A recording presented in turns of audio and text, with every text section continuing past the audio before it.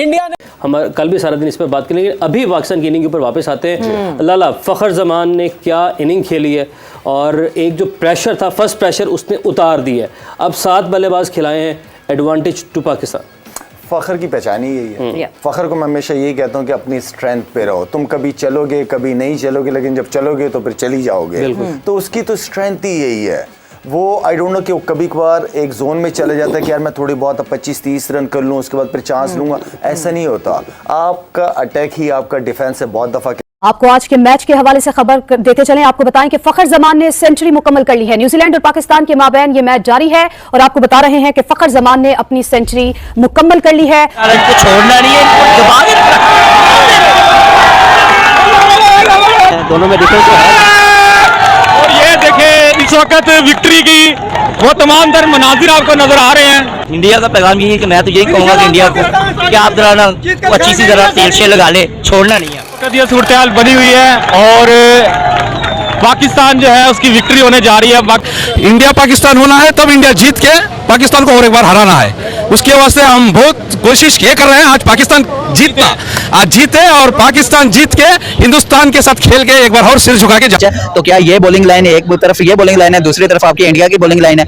फिर भी खुशी की बात है कि जी पाकिस्तान अगर जीता आज, और मैं तो यही कहूंगा यार बाबर आजम भी अपनी परफॉर्मेंस अच्छी करे। फाइनली जीत ही गया। हमें उम्मीद तो बिल्कुल नहीं थी यार, जैसी इन्होंने बॉलिंग की है, इतनी पैथेटिक तरीन गंदी तरीन बॉलिंग की है। बिल्कुल हमें बिल्कुल उम्मीद नहीं थी जीतेगा। और बैटिंग में भी ये ब्रांड तब बदलेगा जब आप अपनी जगह को और अपने फेलियर को और अपने हारने के डर को, ये 3 चीजों को अगर आप माइंड से निकाल के छोड़ हारेंगे। ये शायद क्या 5 मैचों में 3 मैच गंदे जाएंगे फ़खर के, मगर 2 मैच अलहदा कर देगा।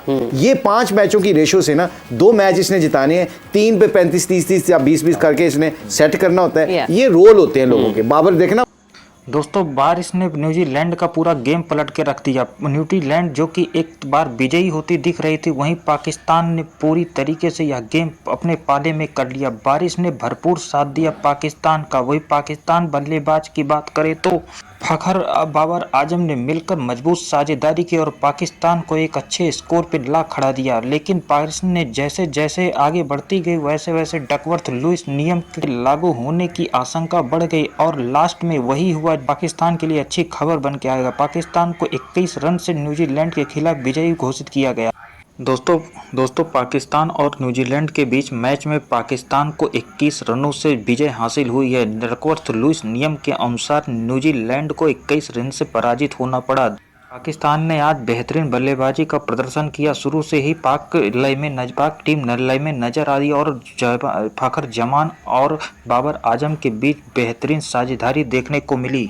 पाकिस्तान और न्यूजीलैंड के बीच मैच में न्यूजीलैंड ने पहले बल्लेबाजी करते हुए पाक गेंदबाजों की धज्जियां उड़ा दी। किसी भी गेंदबाजों को अपने आगे टिकने नहीं दिया और न ही उनको हावी होने दिया। शुरू से ही न्यूजीलैंड की टीम आक्रामक रवैया अपनाते हुए जबरदस्त बैटिंग का मुजाहरा पेश की। ग्राउंड के चारों ओर चौकों छक्कों की बरसात की। पाक गेंदबाज कभी चौके कभी छक्के से कोई भी ओवर उनका खाली नहीं गया। वर्ल्ड कप में अब तक का सबसे खराब बॉलिंग का प्रदर्शन करते हुए न्यूजीलैंड ने सबसे जबरदस्त स्कोर खड़ा किया, वो भी पाक गेंदबाजों की ऐसी धुनाई करके। टीम जहां पहले ही अफगानिस्तान से मैच हार के बुरी तरीके से हतोत्साहित है, वहीं न्यूजीलैंड के इस पिटाई से उसका कहीं कुछ समझ नहीं आ रहा है। देखना होगा कि पाक बल्लेबाजी अब किस तरीके से बैटिंग करती है। उनका मनोबल पहले ही न्यूजीलैंड के बल्लेबाजों ने तोड़कर रख दिया है और रही सही कसर पाक अवाम ने भी पूरी कर दी है। पाक अवाम पहले से ही आस लगा के बैठी है कि जैसे ही वो पाक एयरपोर्ट में वापस आएंगे तो उनका जूते की माला पहना के उनका स्वागत किया जाएगा। पाक अवाम पहले से ही कह रही है कि पाक टीम को अब वापस आ जाना चाहिए और बेइज्जती नहीं करवानी चाहिए। दोस्तों, जैसे जैसे वर्ल्ड कप का मैच आगे बढ़ता जा रहा है, पाक टीम और ज़्यादा डिमोलाइज होती जा रही है। वैसे पाक टीम का अगर बात करें तो बाबर आजम ने वर्ल्ड कप लाने की बात कही थी, लेकिन अब खुद भी उनका वापस पाकिस्तान आना दुर्लभ लग रहा है। वे अपना मैच पे ध्यान न केंद्रित करके कभी इंडिया में आके ऊपरी सीधी बयानबाजी करते हैं तो कभी वे बैठ के नमाज अदायगी का बहाना करते, पर उनका शुरू से ही फोकस नहीं रहा। रही सही कसर अफगानिस्तान से मैच हारकर पूरी कर दी और अब न्यूजीलैंड ने उनकी ऐसी धुनाई की है कि रिकॉर्ड कायम करके 401 रन का गजब का लक्ष्य रखा है। आइए देखते हैं पाक मीडिया क्या कुछ कहती है। पाकिस्तानी टीम का नाम इससे पहले आपने दोस्ती यारी 11 तो सुना था, लेकिन आज आप ये सुनेंगे कि इस टीम का नाम बिजनेस 11 है भाई साहब। अब आप सोच रहे होंगे बिजनेस 11 कैसे किसी टीम का नाम हो सकता है। इस टाइम ट्रेंड कर रहा है इंटरनेट पे, we stand with Babar Azam, shame on you Zaka Ashraf. Zaka Ashraf को बार बार व्हाट्सएप कर रहा है बाबर आजम लगातार कि सर तनख्वाह का क्या हुआ, सर तनख्वाह का क्या हुआ, सर हमारी तनख्वाह, हमारा पैसा। हंसी उड़ाई जा रही है कि ये कैसा मुल्क है, यानी दुनिया में कौन सा ऐसा कंट्री होगा जिसकी क्रिकेट टीम 5 महीनों से बगैर तनख्वाह के खेल रही होगी। और जिस टीम के लिए 25 करोड़ पाकिस्तानी दुआएं कर रहे होते हैं, उसके जीतने से खुश होते हैं, उसके हारने से पाकिस्तानी जो है वो गमजदा हो जाते हैं। वो टीम असल में है क्या, वो टीम आपके साथ कर क्या रही है और वो टीम बनाई कैसे गई है। मतलब हम वर्ल्ड कप हार रहे हैं, वर्ल्ड कप में हमारी कोई पार्टिसिपेशन नजर नहीं आ रही, वो सारी चीजें एक तरफ। इधर पीसीबी को ये पड़ी हुई है कि आपने अपने कप्तान के साथ कॉन्वर्सेशन लीक कैसे करनी है, हमारी मोरालिटी कहाँ है, हमारे एथिक्स कहाँ है, हम कहाँ चले गए हैं। मतलब मुझे तो समझ नहीं आ रहा है कि ये पीसीबी किस किस्म का बोर्ड है यार, कौन से लोग आप भर्ती करते हैं क्या। भाई पहले तो आप उनसे ये पूछें कि ये जो अफगानिस्तान से मैच आ रहे हैं कहीं गुस्से में तो नहीं आ रहे कि तनख्वाह तो मिल नहीं रही है, पैसा तो मिल नहीं रहा, खेड़ के की करना, अच्छा खेड़ के की करना, छड़ो परा, हारते हैं तो हार जाए, पैसे तो हमें दे नहीं रहे। क्रिकेटर राशिद लतीफ ने ये बात रिवील की है, ये शॉकिंग न्यूज है। और पाकिस्तान क्रिकेट टीम जो इंडिया में इस वक्त मैचेस खेल रही है, फ्रॉम 5 मंथ्स उनको कोई तनख्वाह, कोई सैलरी नहीं दी गई। पीसीबी की तरफ से अब इस पर जस्टिफिकेशन ये आ रही है कि कॉन्ट्रैक्ट ही साइन नहीं किए गए, यानी सेंट्रल कॉन्ट्रैक्ट क्रिकेटर्स ने अभी तक साइन नहीं किया, जिसकी बिना पर उनको सैलरीज नहीं दी गई। पाकिस्तान क्रिकेट टीम के खिलाड़ियों ने पीसीबी के सेंट्रल कॉन्ट्रैक्ट पर सिग्नेचर ही नहीं किए। जराये के मुताबिक खिलाड़ियों की जानिब से सेंट्रल कॉन्ट्रैक्ट पर सिग्नेचर ही नहीं हुए तो उन्हें पैसे कैसे मिल सकते हैं। टीम के कुछ खिलाड़ी सेंट्रल कॉन्ट्रैक्ट के लिए बनाई हुई लिस्ट पर खुश नहीं थे।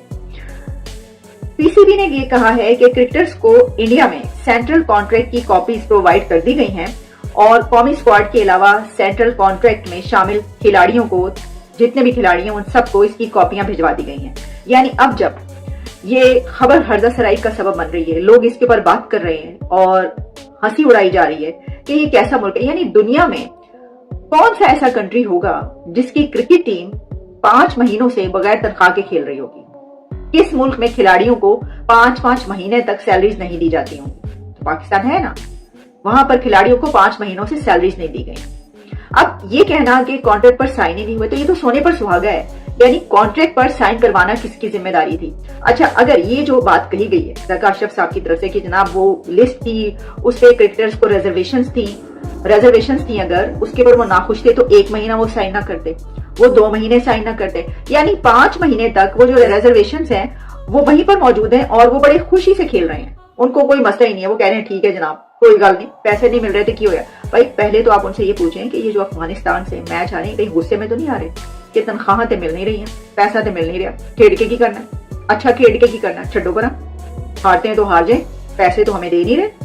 देखिए ये बात अपनी जगह पर कि हमारी जो क्रिकेट टीम है वो one of the richest category में आती है मुल्क की, जिनको भारी भरकम तनख्वाहें दी जाती हैं। लेकिन अब ये भी नहीं है कि अगर किसी की तनख्वाहें ज्यादा हैं तो वो कहें कि हमें 5-5 महीने तक तो तुम तनख्वाहें ही ना दो।